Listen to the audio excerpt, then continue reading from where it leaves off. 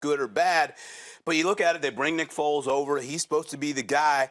But does he have the caliber of wide receivers to throw to? Because when you look at the cast of wide receivers that they have, no receiver has caught 50 balls last season. Kenny Britt being the elder statesman there. Stedman Bailey coming on.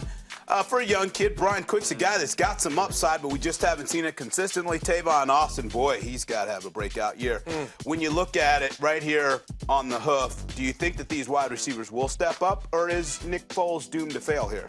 I see it completely differently here. I have no worries. Number one, they switched quarterbacks every time the wind blew a different direction last year. It seemed like every other week, Jeff Fisher had a different plan in mind. Obviously, Sam Bradford gets hurt, can't start at the beginning of the season. They go with the consistent option here with Foles. I don't mind that direction. I think it's okay as sort of a bridge quarterback.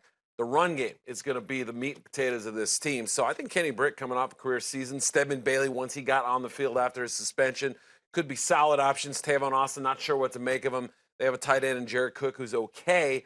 But this could be a run-first team, maybe even a run-second team. So I'm okay with the fact they don't have that prima donna number one guy at wide receiver. Yeah, I'm okay with it too. You look at it, these guys, they're going to run a lot of double tight end sets. You talked about Jared Cook. I think he's one of the better guys in terms of catching the ball, being a receiving tight end. Lance Kendricks has showed that he can do that ever since he came out of Wisconsin. Yeah. So I think they'll use the tight end sets a lot more. I think they'll be productive. And I think one of these wide receivers, hopefully it's Tavon Austin, will step up his game this season.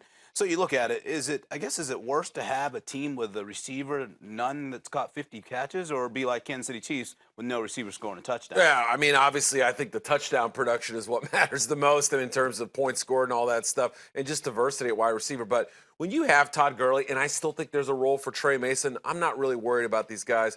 Britt made some big plays, and I think Bailey is a guy to keep an eye on. So we'll keep an eye on all things.